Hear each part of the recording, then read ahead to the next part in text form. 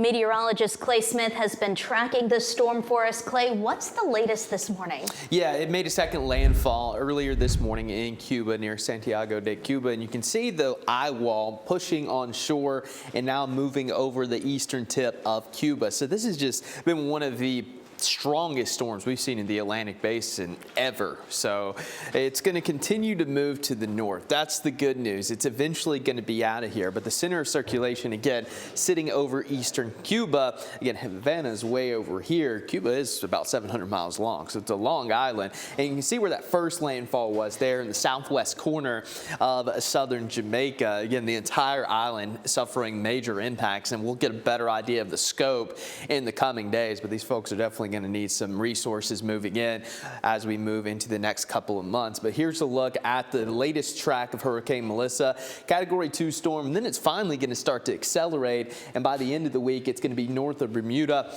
and it's not going to be a problem anymore. There's going to be some rip currents along the eastern seaboard here in the U.S., but for the most part we're looking at this system out of here by the weekend. Here's a look at our local weather. We're dealing with a low pressure tracking across parts of Tennessee. That's going to drag a cold front into the Tennessee Valley, bringing us our second round of rain of the week. But for now, things have actually been relatively quiet this morning. It looks like a lot of the heavier stuff going to hold off until about 7 o'clock. Seeing some light showers move into parts of Jackson County. But again, rain going to start to increase in coverage as the morning progresses into the afternoon. But temperatures on the chilly side, once again, I mean, we're talking 40s and 50s. And the thing is, we're not going to warm up all that much. Where we're at right now, maybe add a couple degrees onto that, but it's going to be a chilly day. Some of the higher elevations really going to struggle to get out of the 40s, and it is going to be a soggy day. Widespread rain again coming in after about 7. It's going to be rainy through this evening, on and off showers.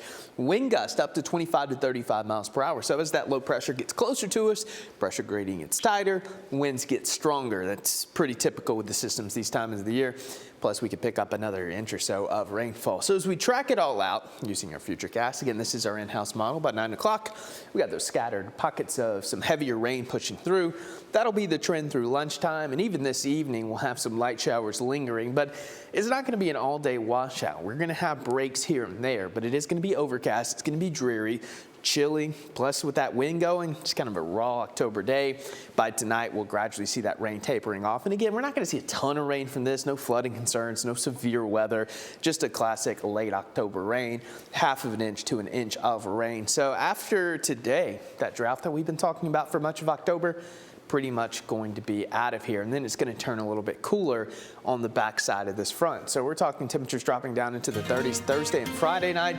Could be some frost by the time we wake up Friday and Saturday morning, maybe even some of our higher elevations getting down to the freezing mark, and then moving into your weekend. Of course, we do fall back. Temperatures going to be somewhat comfortable in the low 60s, relatively quiet this weekend. So if you have any big plans for the first weekend of November, things are looking pretty good. Yeah. All right, we'll take it. I sure will. We are just catapulting into the holiday season already. Yeah, we are. It's here. Start preparing. Thank you, Clay.